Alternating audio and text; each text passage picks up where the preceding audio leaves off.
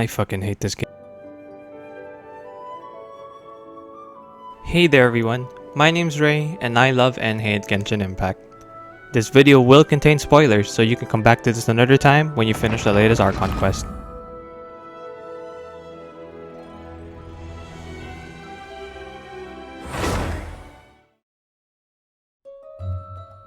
Genshin Impact is a free-to-play action role-playing game developed by MiHoYo and was released on September 28, 2020.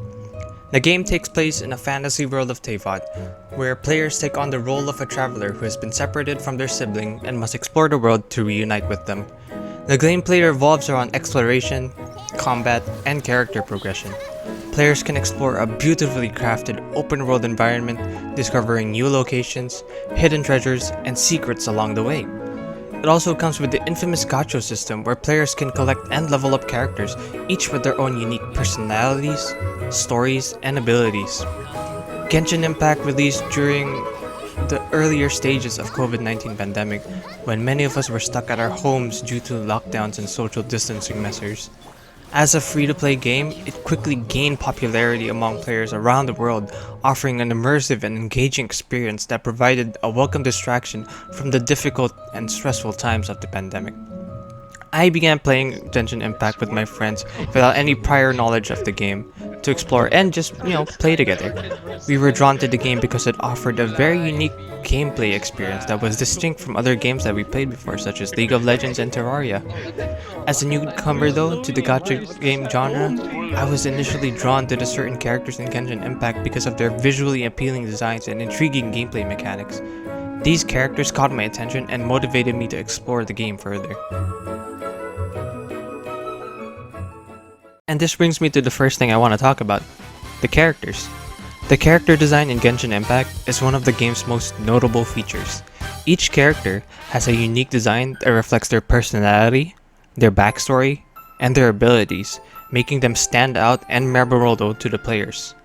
The game features a diverse cast of characters from different regions and cultures, each with distinct clothing, weapons, and accessories. The design ranges from more traditional fantasy archetypes such as knights and mages to more unique and creative characters such as a bard who uses lyre as a weapon, or a chef who battles with cooking utensils.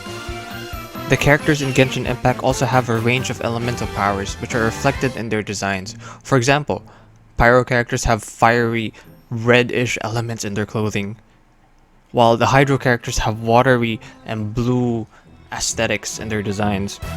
One notable aspect of the characters in Genshin Impact is the attention to the detail and the use of vibrant colors and intricate patterns. The clothing and accessories of the characters are often very highly detailed, with ornate embroidery and delicate patterns that add to their overall visual appeal. The attention to detail and use of those vibrant colors and intricate patterns really help make each character stand out and contribute to the overall immersive experience of the game.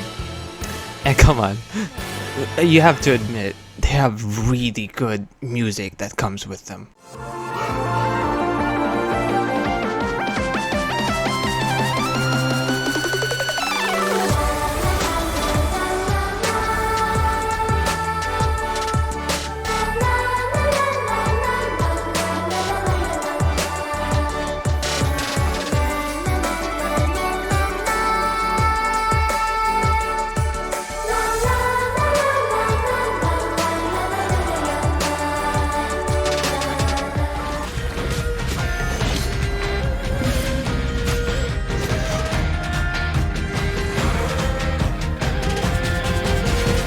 We'll have order.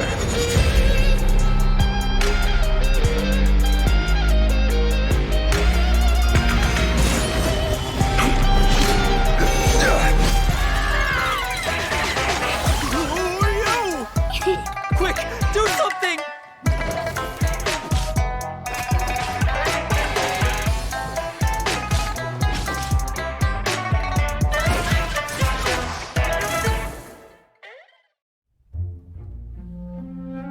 But what really scares off and upsets a lot of people is that these certain characters are locked behind a gacha system. In this system, players spend currency to receive randomized rewards. This includes the characters that they want. When a player invests a lot of time, effort, and possibly even money into obtaining a certain character that they want, but they don't get it, they lose the 50-50, it's incredibly disappointing.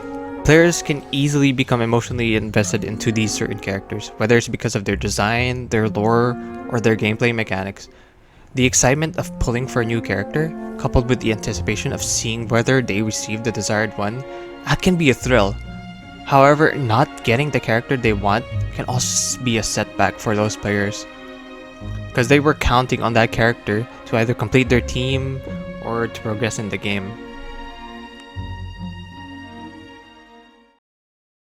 Genshin Impact has become a phenomenon in the gaming world, and a large part of its success can be attributed to its captivating story. The game has been praised for its immersive world building, memorable characters, and epic narrative, all of which make the story a standout feature of this game. Every update we get a continuation to the main questline called the Archon quest, and I'm telling you, it is one of the best storylines I personally have ever experienced. The Archon quest takes you on a journey through Teyvat, where you may encounter both new and familiar faces. It follows a grand narrative that spans multiple regions and reveals the secrets of the game's world. The story is full of twists and turns, keeping players engaged and invested in the game's world and characters.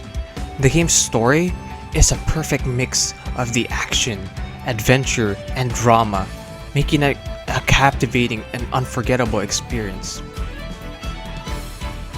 Although, for newer players, it can be tempting to accept every quest that comes your way. However, this can lead to a quick pileup of quests in your log, making it difficult to track which ones need to be done.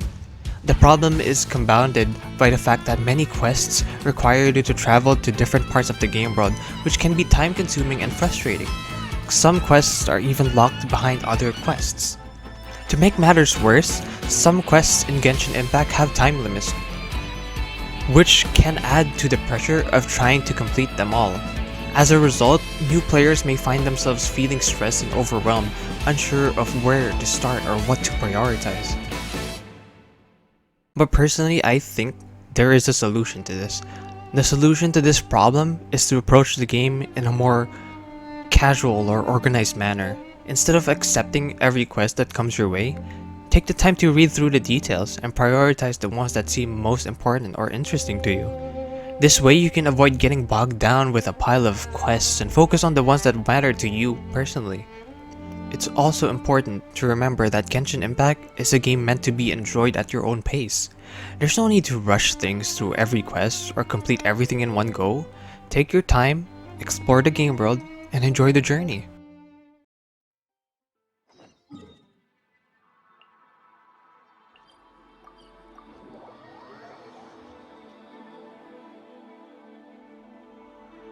Genshin Impact is a game that doesn't demand too much of your time.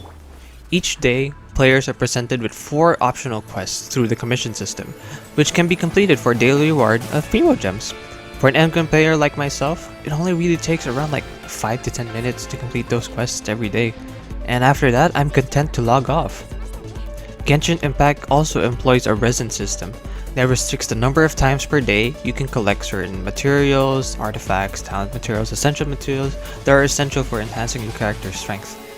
This creates a sense of slow but steady progress in the game.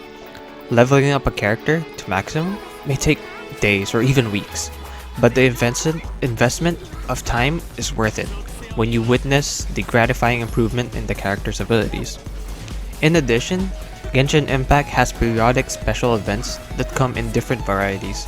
Some of these events, like the Chalk Prince and the Dragon, are grand, story-driven events that introduce new game locations and mechanics like Dragon Spine. Other events are more lighthearted and fun, like the Almighty Arataki Great and Glorious Drumalong Festival, while others are simply small combat events, designed for players to utilize their invested characters or try out new characters and team comps. In my opinion, Genshin Impact offers a good mix of casual and hardcore gaming. You have the option to log in and out after 5 minutes in a day, or you can spend more time farming and exploring. And not many games offer that kind of system.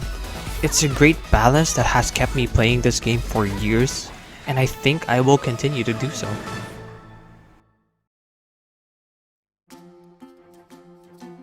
Exploration in Genshin Impact is an enjoyable and worthwhile experience for several reasons.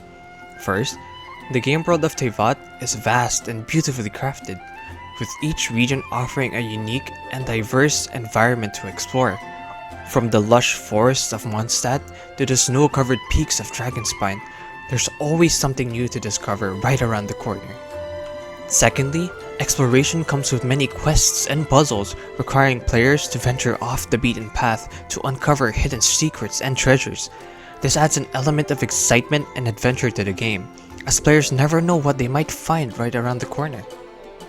Thirdly, exploration in Genshin Impact is often rewarded with valuable resources such as rare items, experience points and currencies, and primo gems.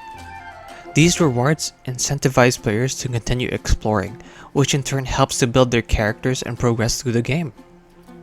Overall, exploration is a key component of the Genshin Impact experience, offering players the chance to immerse themselves in a rich and diverse game world while also being rewarded for their efforts. Although similarly to the story, the Genshin Impact map can also be too much or too big for newer or returning players. In the case of the most recent updates, a lot of my friends haven't even begun to explore the map of Sumeru, let alone the Chasm.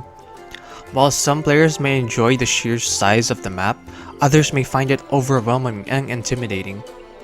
One of the biggest challenges of a large map is the time it takes to travel from one location to another. Although there is the fast travel teleporting system, which makes it easier to move around, it still takes time to reach some places that are far off, and especially for new players who haven't yet unlocked those certain waypoints. Another challenge of a large map is the sheer amount of content that it contains. With so many areas to explore and quests to complete, new players may feel overwhelmed with the number of tasks that they need to complete. Quests can stack up quickly and players may find themselves with a long to-do list that can be daunting to tackle. Ultimately, whether or not the size of the map is a good thing depends on the individual player's preferences.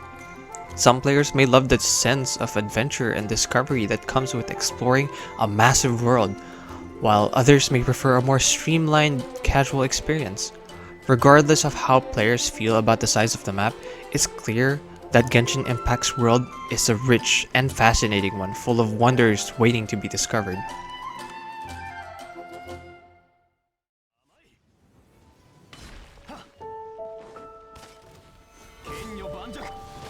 One of the most common complaints about Genshin Impact's endgame is that it can feel repetitive and lacking in content for players who have completed the main story quests and reached the highest levels with their characters. While the game offers various activities to keep players engaged, some players have criticized that the lack of variety in these activities and the slow pace at which new content is released. This has led to some players feeling like there isn't much left to do once they have reached the endgame, and the game's focus on gacha mechanics and grinding can become very tedious over time. And you know, I can agree with this. It can be very challenging for content creators to produce consistent content. With major updates and events being released every 6 weeks or so, content creators may struggle to produce fresh content during those periods in between updates. This is the reason for my channel being relatively quiet recently. There's just not much that I can explore and do in Genshin Impact if they aren't the new events, the new characters and quests. And even then, there are already countless of bigger content creators that have already gone through those events and quests, that have already made guides and showcases of the new characters and weapons. It leaves smaller content creators like myself in a little gray area.